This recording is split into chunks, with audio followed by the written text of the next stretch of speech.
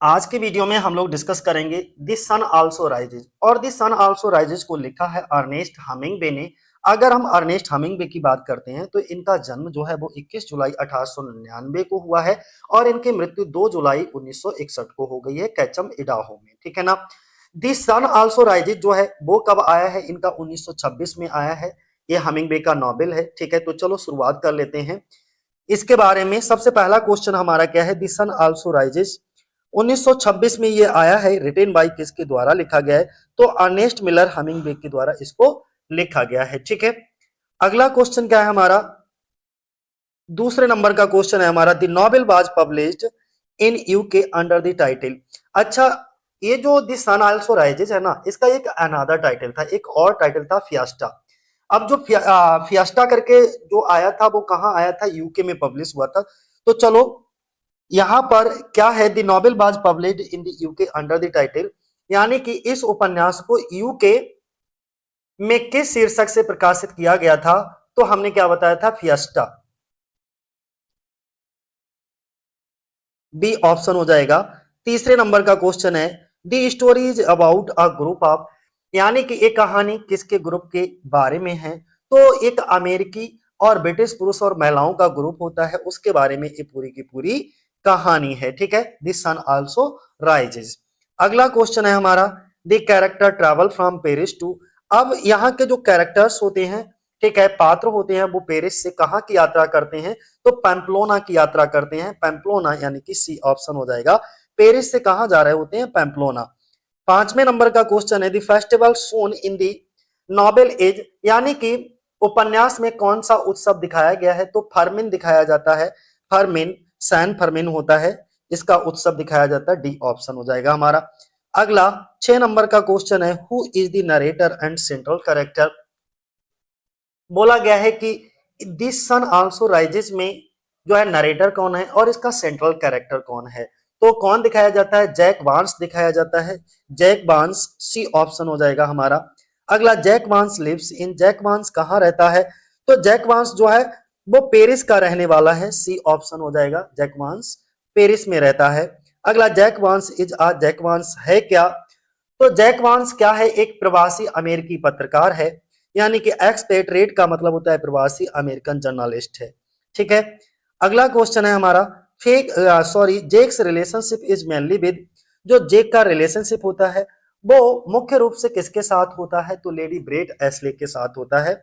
और इस महिला का संबंध सिर्फ इसी के साथ नहीं, बहुत सारे लोगों के साथ होता है। अगला, लेडी ब्रेट एस्ले इज आ, वो कैसी हैं, तो एक प्रोमिस्क्यूअस प्रोमिस्क्यूअस डाइवोर्सी हैं। प्रोमिस्क्यूअस का मतलब होता है एक स्वतंत्र और कई संबंध रखने वाली, और डाइवोर्सी का मतलब होता है तलाकशुदा महिला। ठीक है, तो जो लेडी ब्रेट एस्ले है ना, वो एक स्वतंत्र और कई लोगों से संबंध रखने वाली तलाकशुदा महिला है, तो सी ऑप्शन हो जाएगा हमारा।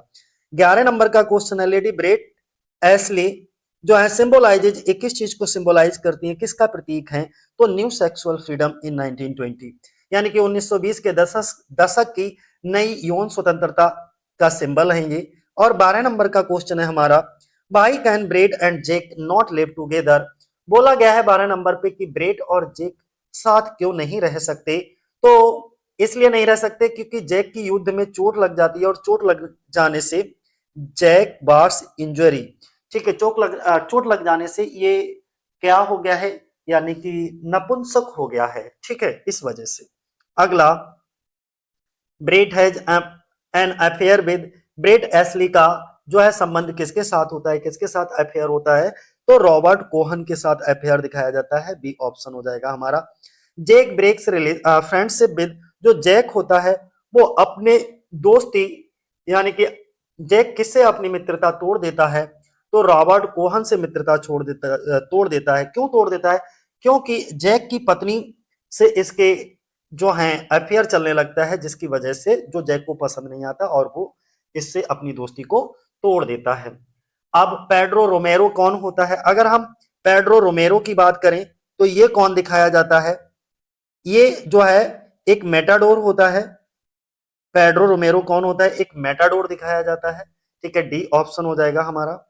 अगला क्वेश्चन क्या है हमारा, which of the following is not a character, इनमें कौन सा कैरेक्टर जो है वो द सन आल्सो राइजेस का नहीं है, तो हैमलेट नहीं है कैरेक्टर, ठीक है। बाकी माइक कैंपबेल भी है, मोन्टोया भी है, बेलमोंट भी है, ये सभी हैं लेकिन हैमलेट नहीं है। द नोबेल पोर्ट्रेज, ये जो नोबेल है वो पोर्ट्रे करता है, यानी कि जो है किस चीज को दर्शाता है, इसमें ये बताया गया है उपन्यास किस जीवन शैली को दर्शाता है, तो इसमें हेडोनिस्टिक लाइफस्टाइल दर्शाई गई है, आनंदवादी जीवन शैली दर्शाई गई है, हेडोनिस्टिक। 18 नंबर का क्वेश्चन है the setting includes a world of, ये जो सेटिंग है उपन्यास का परिवेश किससे भरा हुआ है, तो पार्टियों और भावनात्मक संघर्ष से, पार्टीज एंड इमोशनल कॉन्फ्लिक्ट से। अगला 19 नंबर का क्वेश्चन है हमारा, बोला गया one major theme of the novel is, इस नॉवेल की एक प्रमुख थीम है वो कौन सी है, तो इसमें प्रेम और मृत्यु यानी कि लव एंड डेथ जो है वो इसकी डोमिनेंट थीम दिखाई जाती है। 21 नंबर का क्वेश्चन है the novel is based on Hemingway's trip to, ये जो नॉवेल है ना उपन्यास किस देश की यात्रा पर आधारित है, तो स्पेन की यात्रा पर आधारित है। हमिंगबे उस समय स्पेन की यात्रा पर थे और उसी के अनुभवों पर आधारित ये नॉवेल है हमारा। 21 नंबर का क्वेश्चन है, बोला गया the title is taken from, ये जो टाइटल है वो कहां से लिया गया है, तो एक्लेसियास्टिक्स से। अब हम लोग डिस्कस करेंगे सन आल्सो राइजेस के कुछ वन लाइनर एग्जाम की पॉइंट्स को, और दी सन आल्सो राइजेस किसके द्वारा लिखा गया, अर्नेस्ट मिलर हमिंगबे के द्वारा लिखा गया है। अर्नेस्ट हमिंगबे का जन्म 1899 में और इनकी मृत्यु 1961 में हो गई थी, ठीक है ना। तो चलो सबसे पहला एग्जाम की पॉइंट्स क्या है जरा समझो। बोला गया दी सन आल्सो राइजेस, ये कब आया 1926 में, और ये एक नॉवेल है, और ये नॉवेल किसके द्वारा लिखा गया, अर्नेस्ट मिलर हमिंगबे के द्वारा लिखा गया, यानी कि अर्नेस्ट हमिंगबे के द्वारा।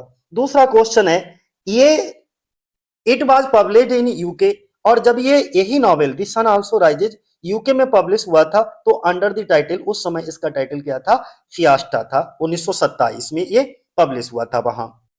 अगला तीसरे नंबर का क्वेश्चन है, देखो हमारा तीसरे नंबर पे बोला गया है, तीसरे नंबर पे बोला गया है कि the it tells the story of a group of American and British man women, यानी कि ये जो कहानी है ना एक अमेरिकी और ब्रिटिश पुरुषों और महिलाओं के एक समूह की कहानी है। अगला क्वेश्चन है, they travel from Paris to Pamplona to witness the running of bulls and bull fighting during the San Fermin.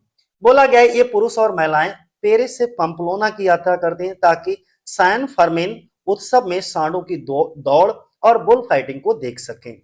अगला पॉइंट है हमारा, Jake Barnes is the narrator and central character, Jake Barnes जो है इस उपन्यास का कथानक कथावाचक है, नरेटर है और केंद्रीय पात्र है, यानी कि सेंट्रल कैरेक्टर है। अगला 6 नंबर पे बोला गया है, the novel mainly explores his relationship with lady Brett Ashley, ये जो नॉवेल है ना उपन्यास मुख्य रूप से उसके और लेडी ब्रेट एस्ले के संबंधों की खोज करता है, ठीक है। तो ध्यान बनाए रखना जैक वांस का संबंध किससे है, लेडी ब्रेट एस्ले से, लेडी। अब अगला पॉइंट देखो, 7वें नंबर पे बोला गया है, lady Brett Ashley is promiscuous divorcee with multiple love affairs, बोला गया है कि ये जो लेडी ब्रेट एस्ले होती है ये क्या होती है, प्रोमिस्क्यूअस डाइवर्सी दिखाई जाती है। ये कौन होते हैं, एक स्वतंत्र और अनेक संबंध रखने वाली तलाकशुदा महिला को बोला जाता है प्रोमिक्वस प्रोमिस्क्यूअस डाइवर्सी, ठीक है। ध्यान बनाए रखना, एक ऐसी महिला जो अनेक लोगों के साथ संबंध रखती हो, और डाइवर्सी का मतलब होता है तलाकशुदा महिला। तो लेडी ब्रेट एस्ले कुछ ऐसी ही महिला है जो अनेक लोगों से संबंध रखती है और तलाकशुदा स्त्री है। She is a lady with bobbed hair and many love affair, उसके बाल कटे छटे हुए हैं एकदम, और उसके कई प्रेम संबंध हैं, ठीक है। बॉब्ड हेयर का मतलब होता है कटे, कर्ली हेयर कह सकते हो, ठीक है, कटे छटे छोटे छोटे बाल हैं, और and symbolizes the new sexual freedom of 1920, हम ये भी कह सकते हैं कि वह 1920 के दशक की नई यौन स्वतंत्रता का प्रतिनिधित्व भी करती है, ठीक है। जैक बांस लिव्स इन पेरिस, जैक बांस कहां रहता है, वो पेरिस में रहता है। अगला he is an expatriate American journalist, और वह विदेश में रहने वाला एक अमेरिकी पत्रकार है। अगला क्वेश्चन है हमारा, he enjoys food and drink, he is skilled trout fisherman and loves bull fighting. अब ये जो lady, sorry not Jake Barnes की हम बात कर रहे हैं। जो जैक बॉन्स होता है इसको भोजन, पेय, ये सब बहुत पसंद है। वह ट्राउट मछली पकड़ने में विशेषज्ञ है, वो बहुत ज्यादा एक्सपर्ट है ट्राउट मछली, ट्राउट फिश को पकड़ने के लिए, और बुल फाइटिंग का भी ये शौकीन है। ठीक है, अब हम किसकी 12 नंबर से बात करेंगे, फिर से ब्रेट एस्ली की, लेडी ब्रेट एस्ली की। Lady Brett Ashley loves Jake. ये जो लेडी ब्रेट एस्ले होती है वो जैक को प्यार करती है, but can not be together, लेकिन वो एक साथ नहीं रह सकती, बिकॉज क्योंकि because of a bar bound that he made him important. Importance का मतलब होता है कि वो नपुंसक हो गया है। तो जो लेडी ब्रेट एस्ले है वो जैक से प्रेम तो करती है, लेकिन एक दिन क्या होता है, जो जैक होता है इसको युद्ध में चोट लग जाती है, और चोट लग जाने के कारण जैक के साथ उसका संबंध संभव नहीं भाई, क्योंकि वह नपुंसक हो गया है जैक, और जब वो नपुंसक हो गया है तो लेडी ब्रेट एस्ले सोचती है कि इसके साथ तो अब हम फिजिकल रिलेशन बना नहीं सकते, तो वो कहती है हम तुमको प्रेम तो करते हैं लेकिन तुम्हारे साथ अब हम रह नहीं सकते, तुम्हारे साथ रहना संभव नहीं है। अगला 13 नंबर पे बोला गया है, Jake become upset due to Brett's affair with Robert Cohn. और इसके बाद क्या होता है, जो ब्रेट एस्ली होती है वो इसी का एक दोस्त होता है, किसका, जैक का, और उसका नाम होता है रॉबर्ट कोहन, उसके साथ संबंधों में रहने लगती है। अब ब्रेट को बुरा लगता है, ब्रेट सॉरी किसको, जैक को बुरा लगता है कि ब्रेट जो है वो हमारे दोस्त रॉबर्ट कोहन के साथ संबंधों में रह रहा है, तो वो बहुत दुखी हो जाता है। यही बात यहां पर बोली गई है कि Jack becomes upset due to Brett's affair with Robert Cohn, he breaks his friendship with Robert Cohn. और इसके बाद ये जो जैक होता है वो रॉबर्ट कोहन के साथ अपनी मित्रता समाप्त कर देता है। 15 नंबर का क्वेश्चन पूछा गया है, Jake also feel sad. Jake जो होता है वो भी बहुत ज्यादा दुखी महसूस करता है। When Brett becomes involved in Pedro Romero a 19 years old matador. और वह तब भी दुखी होता है जब वह ब्रेट एस्ली को एक 19 वर्षीय मेटाडोर होता है जिसका नाम होता है रोमेरो, ठीक है, उसकी ओर आकर्षित होते हुए देखता है। अब ये रॉबर्ट कोहन को भी छोड़ करके एक अन्य व्यक्ति होता है, कौन होता है, एक मेटाडोर होता है जिसका नाम होता है रोमेरो, ठीक है, उसकी ओर आकर्षित होने लगी है। तो आप समझ रहे होंगे इसके बारे में। अगला 16 नंबर का पॉइंट देखो क्या है। 16 नंबर पे बताया गया है कि other major character includes Mike कम। इसमें बहुत सारे कैरेक्टर्स हैं, जैसे जैक वांस है, लेडी ब्रेट एस्ले हैं, ठीक है, रॉबर्ट कोहन है, माइक कैंपबेल हैं, काउंट मिप्पोपोलस हैं, सार्जेंट हैं, मोन्टोया है, पेड्रो रोमेरो है, बेलमोंटे है। ये सभी इसके क्या हैं, कुछ इंपॉर्टेंट कैरेक्टर हैं, किसके, द सन आल्सो राइजेस के, जो कि 1926 में आया था।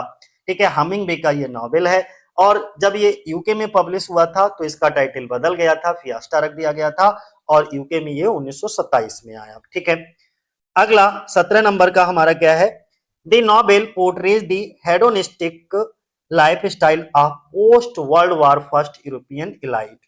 अब इसमें क्या हुआ कि हमिंगबे प्रथम विश्व युद्ध के बाद यूरोपीय अभिजात वर्ग के आनंदमय जीवन को प्रस्तुत करते हैं कि जो अरिस्टोक्रेट क्लास होती है वो किस तरीके की हेडोनिस्टिक लाइफ स्टाइल को अपनाते हैं।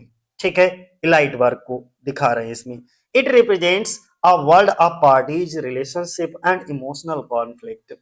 ये जो है रीडर्स को पार्टियों, सेक्स और नाटक की दुनिया में ले जाते हैं। ठीक है, अगला क्वेश्चन क्या है हमारा, रिलेशनशिप्स। 19 नंबर का क्वेश्चन है, major themes include love, death, masculinity and renewal of nature. अगर हम इसके थीम की बात करें तो ये प्रेम, मृत्यु या प्रकृति में पुनर्जन्म, पुरुषत्व, इम्पोर्टेंसी, इस थीम पर इनके केंद्रित रहता है ये इनका नॉवेल। अगला, the novel is based on Hemingway's trip to Spain, और ये उपन्यास हमिंगबे की स्पेन यात्रा पर आधारित है। एक्लेसियास्टिस से इसका टाइटल लिया गया है। ठीक है, तो इसके टाइटल को भी विशेष ध्यान बनाए रखना। इसका जो टाइटल है वो कहां से लिया गया है, स्पेसिकली एक्लेसियस्ट